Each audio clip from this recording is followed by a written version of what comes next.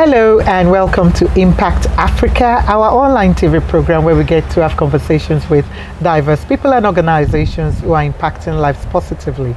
My name is Dr. Kemi Akiode Adebayo, also known as Mama K, and in today's program to share his story is the super humble, gentle, kind, selfless Clifford Martinus, popularly known as Cliffy.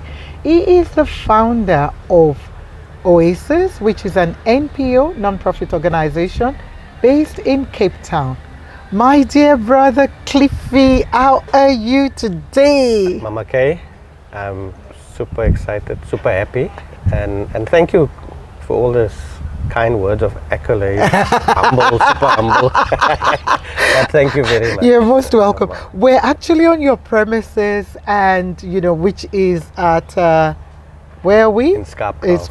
I never know how to pronounce that. That's why I wanted you to. Scapa Philippi in Cape Town. And I just feel so relaxed in this space. Maybe, tell me about this space first before I go into finding out about you. And the feeling that you just felt and that you feel whenever you pop around, it's supposed to just be that. I don't want us to be an institution. I can't see us being some government structure that orders and tells people this, left, right and center. So having us in this open air and free space also allows for lots of opportunity for personal growth and personal development without even us doing any kind of work. And I think hence it was whatever we've done 15, 16 years ago to get to this facility and it evolving into this state.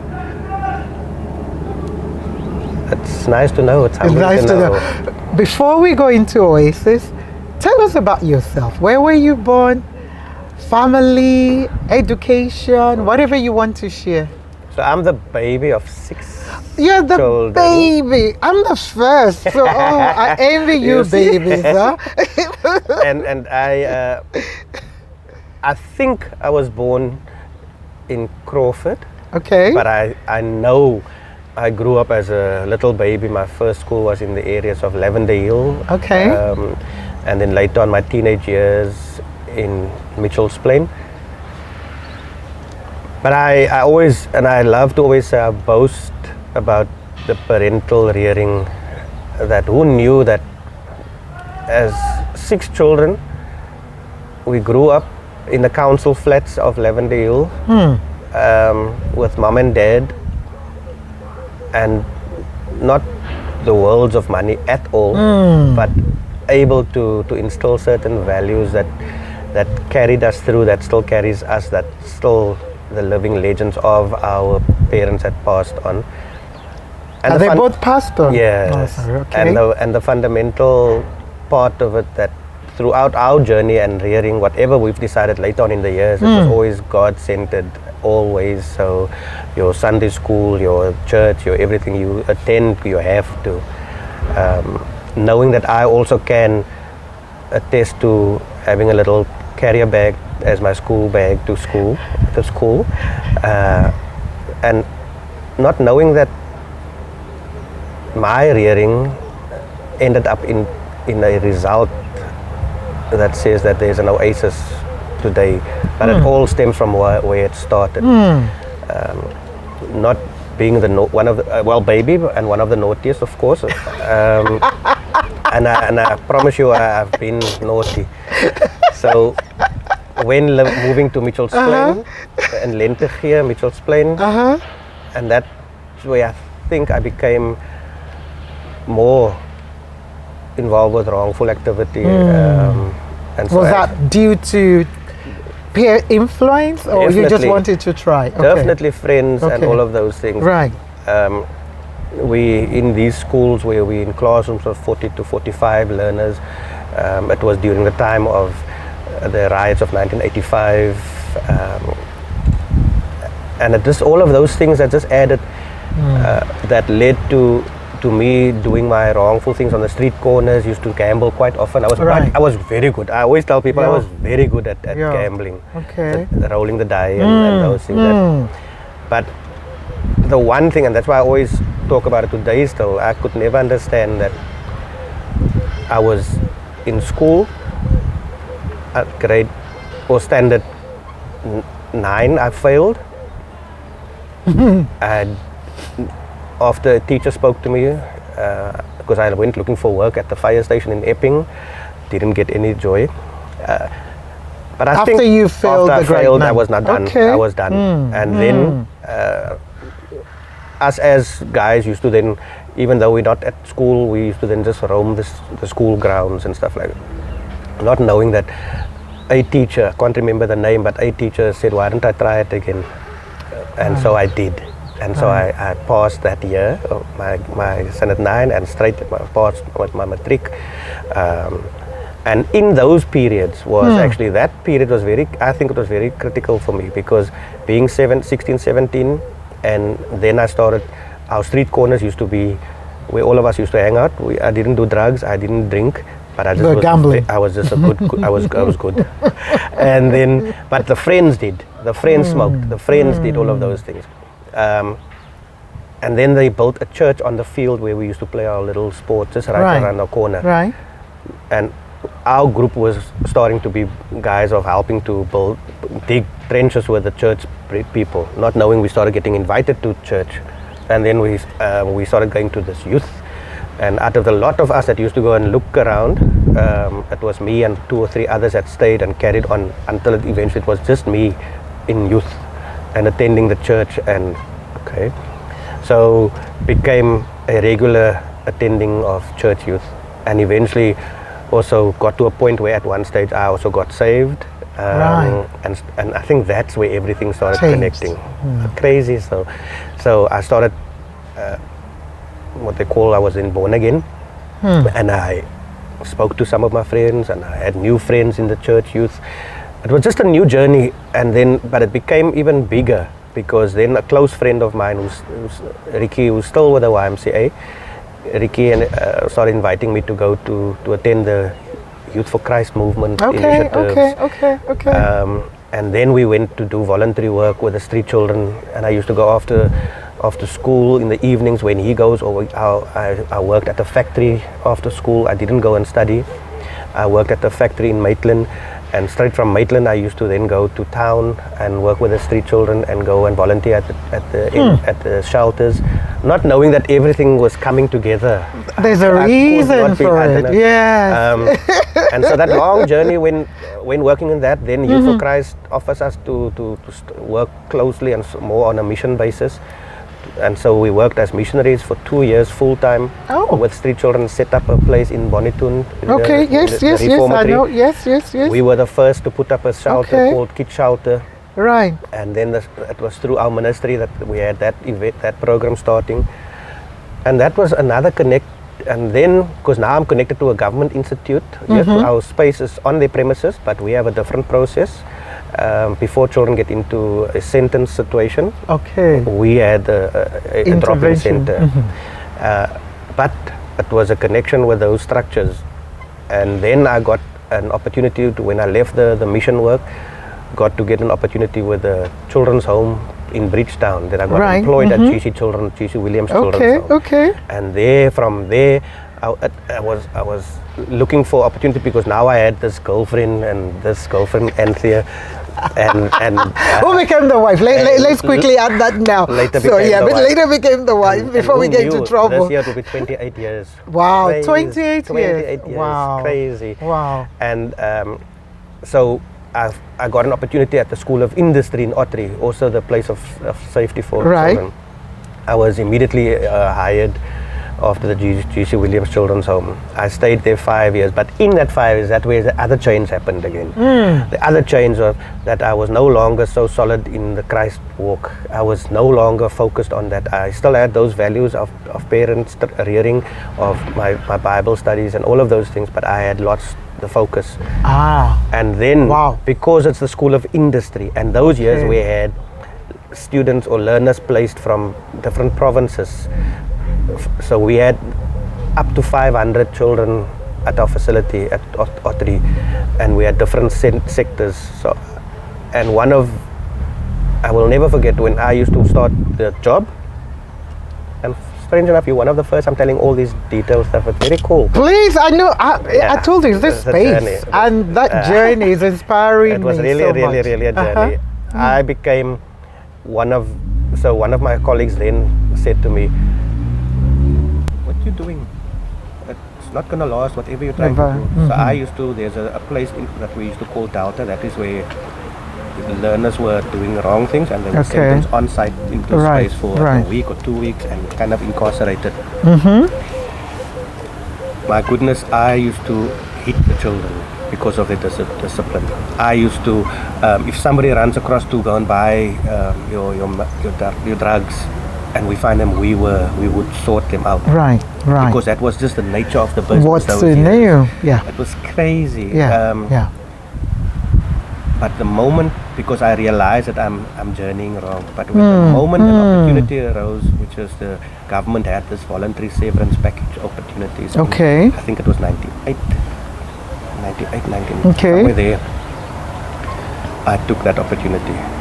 And you took the I severance took that package. package of 17,000 rand. That Which was a lot of money then, had to I'm be sure. I pride myself in talking to people about that, because literally I actually got nothing. Yeah. You Yeah. know? But I was immediately after that. This was what year was that? About 1998. 1998. Okay. 99. Okay. I got married 94, 95. So yeah, 5 years later. Okay. Yeah. And then it wasn't even long that I was unemployed, and then because of the work that I do, I got into the Salesians Institute with the street youth because Right. of the history. Right. There I worked as the 16 plus coordinator for the Salesian Foundation. And then I was, can I call it now, headhunted, because an organization that worked with the street children, a new organization, but crazy connected with internationals and all that, and got me to show an interest. Also a mistake. But everything is again said the purpose. It was the reason. Everything that's connecting now, I look back and I say, oh, okay, that's part of It the was whole meant chain. to be, which you probably didn't understand. It was a chain that was connecting So you. Yes. I was offered a good opportunity financially from this new organization. And when they started getting that funding, that didn't materialize. Oh, so okay. I wasn't offered what I was promised. So I thought, okay, fine. So there I stayed, and issues happened, and it took about 2 years, I think, that they were operating, and they were funded through the Laureate Sport Foundation. Okay. And that was all again links and connections throughout this journey. One thing that they were then awarded a grant, but part of that was being invited to Monaco to the World Sports Awards. Right. And that's where they approached their staff member, because in that year, in 2000, Oasis started our football. My friend played football in the church league in Chaka Road, and then because of the work I do and did, invited some of the guys on the streets to play with me football in my team, Oasis. Not knowing that when the bosses asked me to identify a person, I had an option to choose 5 or 6 guys that come. I went straight to Wiseman Dennis Zulu. Wiseman played our football every week whenever we played. The other guys decided they will hang on the corners, they will still smoke, and they will decide when they'll come. But Wiseman stuck. And there this opportunity came for me to say, no doubt Wiseman. And there Wiseman gets invited to Monaco. Wow. I'm going to stop you right there, because I've been told we need to have a quick break to just show some of your pictures. We'll be right back. Fantastic.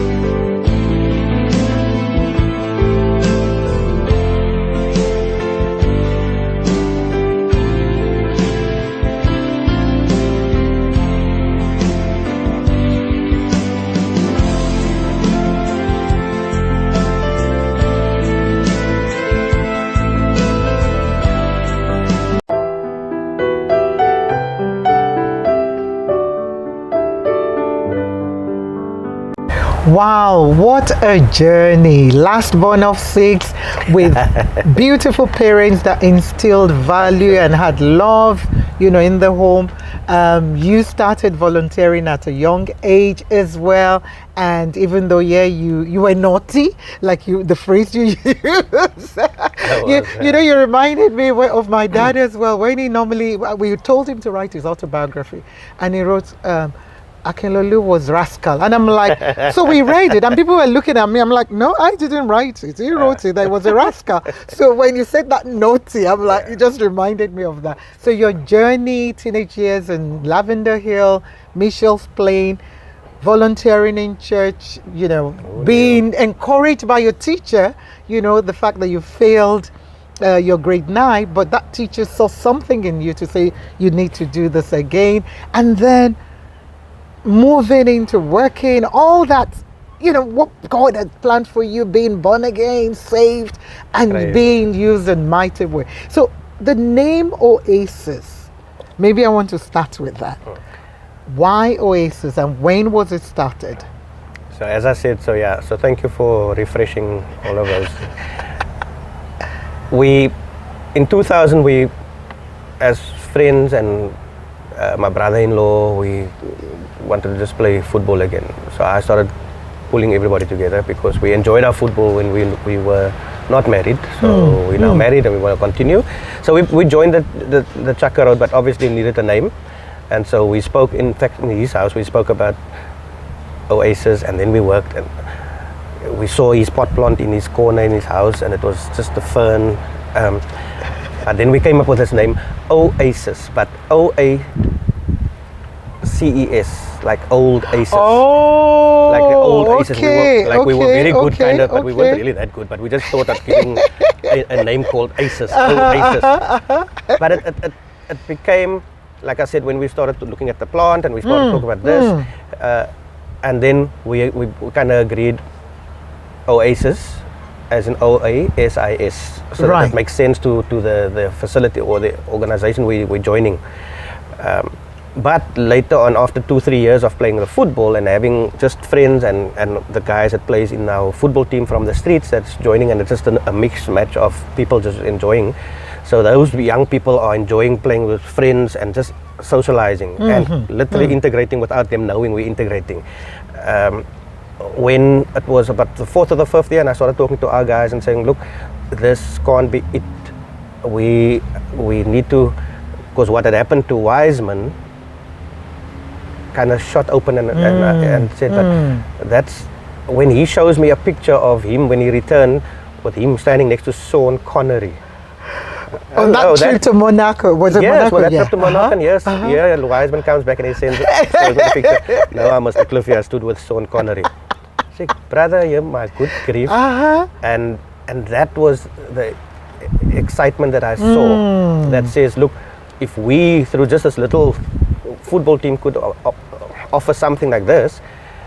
And then when Wiseman returned, then because Ricky also works with the YMCA, and then Ricky was connected with the Cape to Rio yacht race, and there we got Wiseman to be part of the Cape to Rio yacht race. And there Wiseman's on a yacht to Brazil and back. Crazy. Yeah. And so, and again, it's like I say, it's not even us on these excursions, on these opportunities, it's us creating that space and opportunity. Who knew this little boy from Lavendale creates a space for someone that will end up crazy. Yeah. And then when he returned from there, and I want to emphasize, then we got him to then when Chrysalis used to operate as working directly with youth at risk and street children, not the way they've expanded today. And Wiseman had to go through that process of 3 months also, learning the outdoor life, learning life skills, getting away from all these substance thoughts and so on. And then he went on and he worked in the film industry. He started setting up his own little production company. I haven't seen him in years, but I think they say he's doing he's well. Wow. Friends of his also started working in the film industry because now it became an opportunity for them, and it brought people along. Yes. Yeah. And those are guys that's either from the townships or directly from the streets that he's created opportunities for. And it's those gaffing and those lighting guys and all of those things. So that is what and so when I one night spoke to our friends and said, look, what next? That is a big success story. Exactly. So what next? And then I said, look, why can't we join these SAFA, South African Football Association structures, these unions? And then all of a sudden I was alone. So all of a sudden I was alone. But by then Oasis became an NGO. Right. We got ourselves registered. I started finding out who's people. So then I got an opportunity to set up office, little office at one of the organizations up the road here. And then wasn't even long, a friend of ours whose father was then Mr. Bam Lee, CEO of the League of Friends of the Blind, managed to allow us space in their old building. And so we started the connection, the referral, the collaboration, the partnership, everything, Mama K. And then so got people to now investigate opportunity for us to find out where do we apply and how do we apply to enter children into our football club. Now it's no longer a football team, now it will become a club with all the various divisions. And our LFA, Local Football Association, that we finally got, which is here in Grassy Park, allowed us, and so the journey began. That we started realizing that we use our love for our sport to reach young people from from the streets or within our townships. So that, and I remember when I used to work as Oasis in the city centre, as Oasis with the homeless directly, that I started realizing that every last organization is fighting for the same piece of the pie in the city centre. And I recall clearly that we will then do a preventative program. So we moved away from the CBD and we set up this side, so that those very children that we see on the streets come from these townships. Yes. And so can we not do something to prevent them from going there? And so what alternatives? And so it was our sport that could be that bridge before you having to. And so those interventions allowed us then to be one of the unique approaches. But also then later on you see so many other organizations then starting to also doing preventative program, which then says also fine, because now people are seeing that there's a bigger scope as opposed to just working directly on the streets and so on. And I think so that is where we are today, that we have an organization that you again have now almost 100 people living here. Right. We have a football club that has got under 10, 12, 14, 16, 18, first premier team, female team. Our netball has grown exponentially also. Wow, you do netball? Yeah. I didn't know that. Yeah, so the netball is doing very well. For girls? Yeah. Okay. So our office and the team so we've also managed to get together different communities on this side to become one Oasis. Correct. So if that gives you a feedback of how this Oasis evolved, how this name became. And you have this beautiful five-a-side turf. You've got the garden. And I think you're working on this project that I see here. Yeah. Are you allowed to talk about it yet? Yes, we can talk about this. But I think what I want to say is this: over the years, whenever we speak about Oasis and talk about Oasis, I will talk about the hope that it creates, without having to even do much. And that's why I often say to people, this Oasis that we have here is not a shelter, it's not a rehabilitation center, it's not an institution, it's just one massive family home. And in this family home, I make reference to when I was the baby of the 6 children. And literally, it operates like that today. Right. I'm just trusting and praying one day it will inform policy that there must be a different approach. And this is what we're doing. So fortunately, government supports us through the shelter structure. Okay. But our way of operation is not dependent on not the shelter. Our operation is not as not a shelter. Although we are funded because of their norms and policies and standards and so on. But the way we are operating is that nobody that's here goes out during the day to go and look for food and because that's what a shelter would do. You're in at night and out during the morning.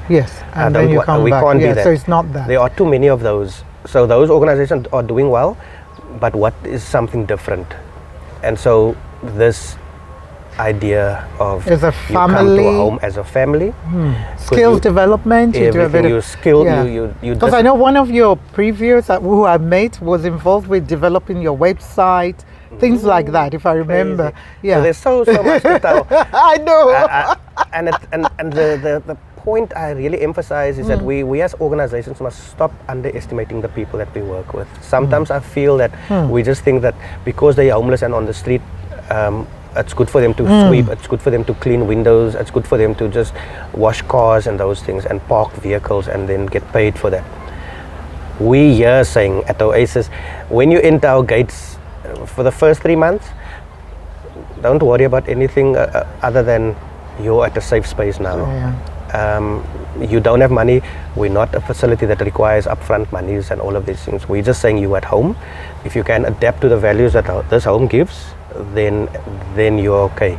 So for the first 3 months, please just settle in, get to know the surrounding. Please don't ask us to go out during the day because then you're at the wrong place. So what happened with us when the baby of the 6 children, Charles and Beryl and Alice, when they finished their schooling, they went to work, and their money my parents would receive, and they would get their pocket money. Okay. So that Cliffy, Francis, Milton, and all of us can be okay at home. But Cliffy's chores was on a Friday. He will never forget that the passageway is yours to polish and stuff. The dishes must be washed and dried up and all of those things. So that when I move out, maybe there's a new child that would have been so the same fundamentals as model. Right here. Same model, same. Which is simple. Very simple. And very easy as well. So when the new person comes in here, he or she knows that just do what is required from the household. From you. That's it. The other thing, don't worry about food. You don't worry about standing on the street corner picketing or looking for, I need money for bread for tonight, I need money for bed tonight, I need money for this. You at home, you do the chores as required. And after 3 months or 4 months, when you start settling and there's possible opportunities, now you will learn to contribute to the household. So Mama K, we have almost about 100 people here. I think 30 to 40% of them now are earning an income. Awesome. Well and so done. that 30 to 40% contributes to this household. And what is I think what is stand out about that contribution, it's only 440 rand. And you know that is nothing for any person, and you know all the sector, and you know how much these people have to pay somewhere. But what is the coolest about it? None of those monies are deducted from their pays or from their grants or from wherever. They are being entrusted. Come to the office and contribute to the household. Right. We want to trust you. Bring your 440 rand. You will, if you don't, you will probably give a valid reason. But part of our learning and part of our teaching is to guide you to say, look, there are certain accountabilities. So I'm not going to take your money. You need to bring your money. And without fail, it happens. It happens. Wow. There will be an odd one or two that says, can we do later because I've got my child, this thing. And that's okay because we're trying to reconnect you with that social the responsibilities and so on. And who knew that this whole journey of where I grew up and started became this, everything from house, where I grew up as a child, is used transferred. In here. You know what? This is going to be in series. No, I'm not joking because we haven't even spoken about, the homeless competition that that you normally have, and I'm just looking at that. I'm like, no, there's so much. I'm afraid we can't pack it all in. But you know what? We'll be right back.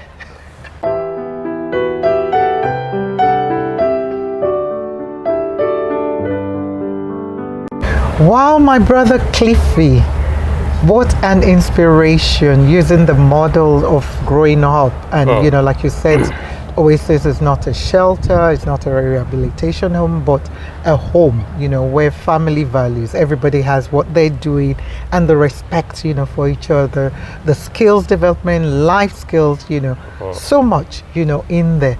Let me now take it back to you. I know we started with you, went to Oasis, but let me take it back to you. For you, what are the 3 things that you value most in life for you, and why? I think every day, I don't think it's silly to say, I think God is the most important, even though I'm not where I'm at in my life. but everything I do is because of him. Right. I think my wife and children, that definitely I do value that. And I value mostly the respect I get from people knowing that. And I can't understand for the life of me why, but it's okay. We had a visit last week from the English PFA with a football program, and they keep on saying that, wow mate, they speak like that to me. From our last visit to where we see you now again, where your Oasis has developed. And it sometimes takes an outside person to actually come and tell you, look, you are actually doing okay, because we don't have money, but my goodness, people are surviving, people are proud. I get a WhatsApp message from a school up the road yesterday or the day before, and the teacher says she had a grade 1 learners having to say, what is their happy place? They must close their eyes. And this teacher says, in the message, Uncle Cliffy, I don't know if you remember me, but I did this to my learners, and one of the learners says, Oasis is my happy place. Oh, that was very cool. So when we are being appreciated, those are some of the core values and stuff that I really enjoy, because it's not, you don't ask for these things. So somehow people appreciate you, they just respect you for who you are. So what does success mean to you? I know you said you're not where you feel you want to be, and for you, God, your wife, children, and respect, things, people that you value. What does success mean to you as a person? I don't know. I don't know, because if I always say, if you are okay, then I'm happy. If somebody that I'm working with, then that becomes a success. Right. But I would always, and especially in the sector of working with the people that has either been on the streets or drug challenged and all of those, I just hope that the change and the success is permanent, because I do not wish to be part of a failure. Yeah. And so when somebody's life messes up 10, 3, 4, 5 times, where have we gone wrong? Because you come to Oasis, your safe space, you are the most beautiful person. You have learned to cope little bits, and when you leave, somehow it takes you 2 to 3 months, and then we hear you back either in your drugs or you're caught up in. So that's for me, the success should be that it must be permanent, the change that we want to see. And so I don't see success as money. I don't see success as Oasis just growing exponentially. I see success in, are we able to help lives, and with that comes our rewards, and then it connects with each other, the success and the fact that we are being perceived as, I mean, I talk when we have the African regional meetings, and my African brothers and sisters want to hear from me. Kenya, Inus says to me last week in the meeting, and I can't remember, where did I meet you? We met in France. Yes, I remember. He says, Mr. Cliffy, we were in Lyon together, and we met with our World Cup here in South Africa. And the only thing that's out now is you coming to Kenya. I'm going to Kenya soon. Crazy. We need to go together then. We should. It'll be cool. Take Oasis and just go and show us example of good practice. And I believe that's what we need more. So as a leader, which is what you are, not just a founder, but leading with hands-on, because before we came, you were out picking up donated things and so on. What are the qualities you feel a leader should have? Be real. Be real, and especially in this sector, be in touch with yourself. That it's, again, I can, if Bold Moves wants to take me on a challenge, I can call in 5 minutes. I will call a meeting to the 100 people that's here, and in 10 minutes everybody will be seated.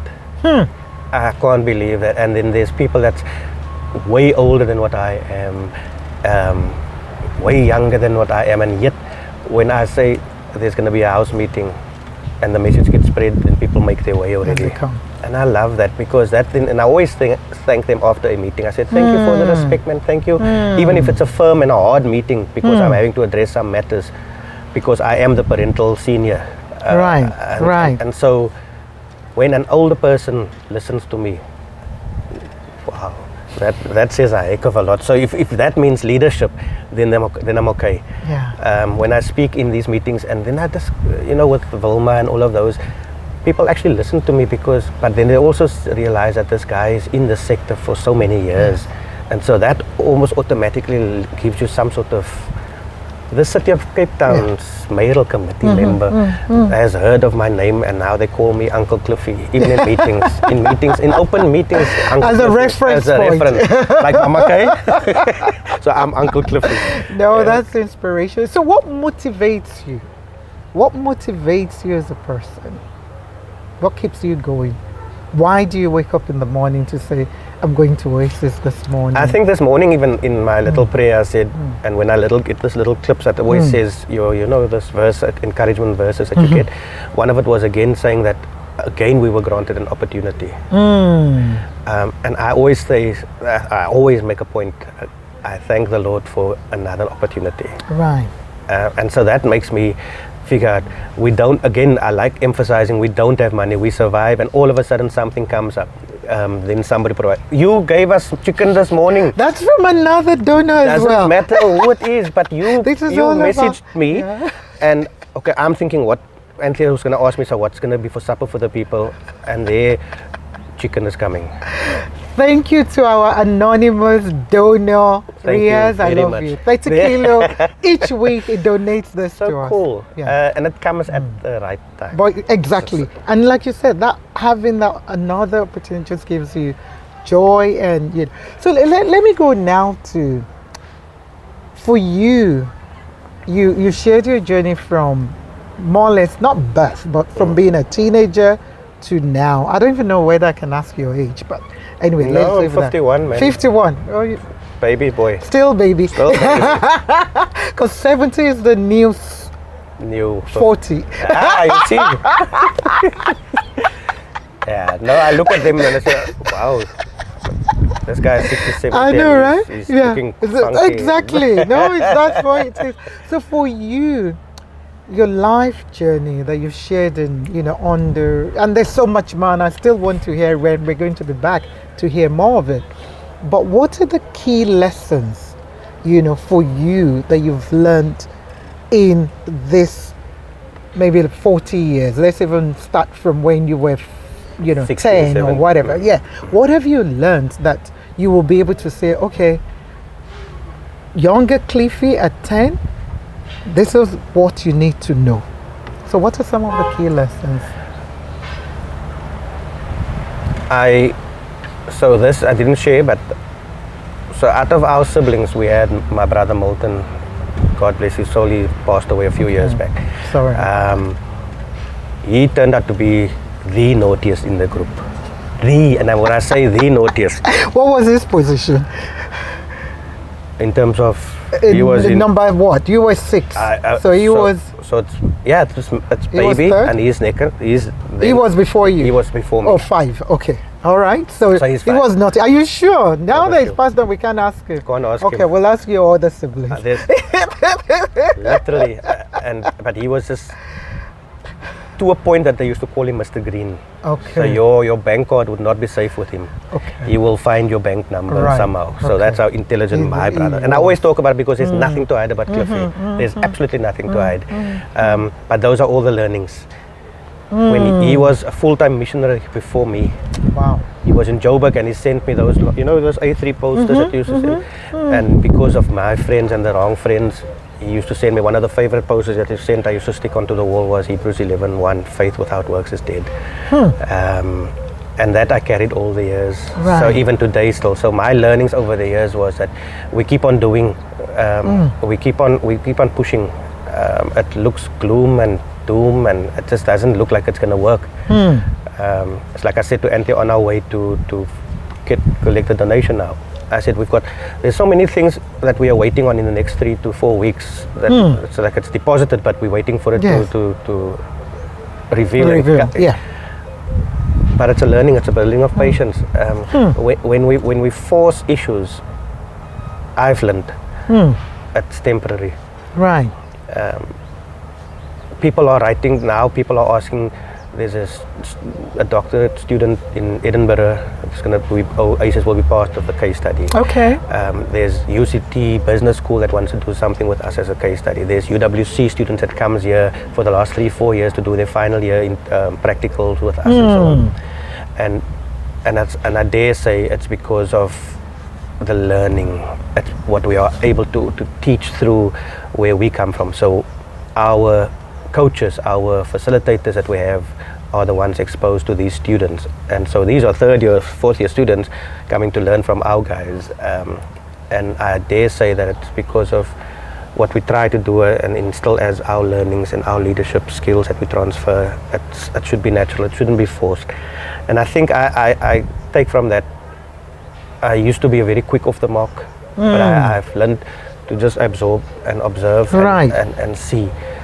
I used to try and not take too much patience from anybody that's going to try and raise his or her voice, to getting to a point, let me soak in. Let me soak in. And so those are the things that, and I'm not even thumb sucking, those are the things that I'm literally experiencing every time, because people keep on asking me, how do you get to work with 100 people here? We were fortunate with the city of Cape Town when we did the Strandfontein and the homeless through the pandemic. People couldn't understand why I'm going into that tent with up to 500 people at the height of the pandemic. It was never to show off. It was never to, but it was just, I go sit next to their mattresses in the tent. The city officials stand outside because it's the pandemic. And they asked me one day, do we have to worry because now you're starting to wear your mask? No, I'm just starting to realize that I also have to be responsible. I also go home, I have to shower first before I can greet, because both Auntie and I come from late night at the campsite to see our children and so on. So there must be that learning of responsibility also. So I guess what I say in general is that be open, because if we think we know it all, that's our biggest mistake and so on. So I hope that gives you something. It does, and you know, I love all those snippets, building of patience, avoiding forcing issues, and a lot, you know, that you said there. I think my final question, you know, because there's so much I want to ask, but I've been told we need to wrap up, is I know for you, you're already doing a lot within the social issue space, you know, with homeless, you know, issues and so on. But what other issues, or maybe related issue, are you passionate about, you know, that is affecting us in South Africa or that cuts across Africa? And not just mentioning the issue, but what are some of the solutions, you know, that you think, you know, for them or that particular issue? The crime and unemployment rate in our areas and the poverty and the challenges that our townships and communities are facing. Everybody seems to try and blame COVID. It's not. That was just one element. But I think over and above the result of poverty and gang activity, which leads to homelessness and all of those things, those interventions before somebody leaves, those interventions before, so our program that we offer at schools level is around HIV awareness. Our programs around violence prevention through sport is what we do, and the passion is that if we don't intervene right now, that next child will become a young person who then will start going into the gang activity. And we've experienced so many of those, and it's heartbreaking to see that we've put in so much effort, but still this child decides to join. And so those interventions that we put into the township, so what is so unique about what we do is to bring our sport activity into your township. So and we will be, instead of all organizations just flocking to go into schools and offer services to hundreds and thousands of children, we work with those that's fallen through the cracks within society, those dropouts, those that are sitting on the corners. So then we jump into that spaces, literally, so that if you on the streets hanging in the townships and just doing nothing, when we bring your sport activities, we're actually giving you something to do. So all of a sudden, a result very visible is, for that hour, 2 hours that we're in your area, you're not doing your drugs. You are actually, without you knowing, you're getting fit. We're trying to teach you something, without you, we're also actually making you tired.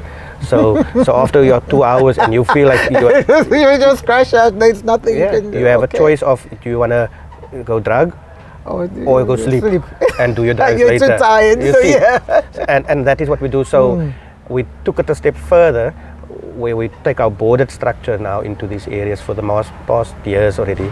So all of a sudden, your old netball court or old dilapidated open patch of area, we put our board structure around it, and now it becomes an organized area. So all of a sudden, attention from the flats, attention from the community members walking past what's happening, and so it draws an attention. And so there, apart from just playing football, that football is actually where our facilitator or coach will stop a game in the middle of a game and actually explain what had happened. Why are we doing this? What is the rule? Because if you cross a certain boundary in life, there's certain consequences that you will have to face. You know? And so the football or the netball has become the teacher, as opposed to just sitting down and listening to the old lessons being taught. So the initiative of using the sport to guide you, the sport that you say that you love. I mean, we used to do boxing also. If the boxing guy, if the umpire steps in the middle, we would ask the question, so why do you think the umpire stood in the middle? Because we break up, because it's a sport that we're doing, it's not a real fight. So when we pull you apart, because in real fights you don't get a pulled apart. Yeah. So in this sport, we're pulling you apart to say that this is illegal, that is wrong, that is wrong, and so on. So those are the little things that we try to do without making it too academic. Super practical, super simple, but the messaging must be carried across and so on. Wow. So I hope that... My brother Clifford, I salute you. Danko, Mama Kay. Baya danki. Thank you for all you're doing. No, I appreciate it. Thank you for the opportunity. No, it's great to be able to do this. Yeah.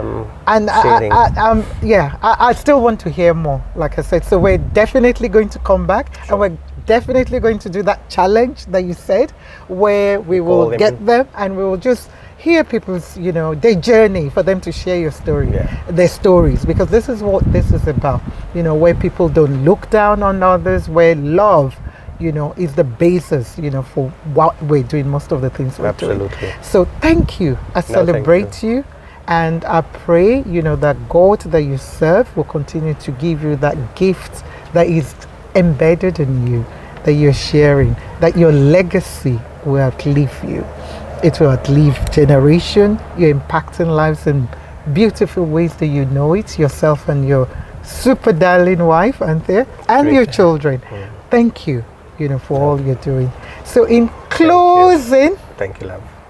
I need you now to just say a word of encouragement. I know there's been a lot you've said there, but I want to speak directly to whoever you want to speak to. Just some words of encouragement. We don't know the road we travel, and we need to trust that what we're trying to do for others will reap its rewards. We shouldn't give up. I often say to people, there's enough people picketing on street corners against violence, against gender-based violence, against drugs. But I often say to people that while that is happening, underworld is still happening. The wrong is still taking place. We need to always try and put alternative opportunities in place consistently, because there is in no way that this underworld leaderships will just cease. But the more we can attract our young people in our community to positive activities, to positive games, positive fun, something that's just different, take them out of their current environment and just expose them to new horizons and new opportunities. That is what we do with the International Homeless World Cup, and just expose the young people to potential other things as opposed to choosing just violence and gangsterism. And I trust that what we do, when we do it with a sincere heart, it will yield its fruit in due time. Thank you very much. Wow. Thank you. No, thank you. Thank you. I celebrate you. I see you. And thank you for impacting lives positively. We will be back. You've committed. So we will. I know we're both busy people, but we are going to be back to do this at some point. Thank you. Well, that's all we've got time for on Impact Africa, and this is Mama K signing off with the selfless Cliffy, who is doing so much at Oasis. Till next time, stay safe, stay blessed. Remember, God is love.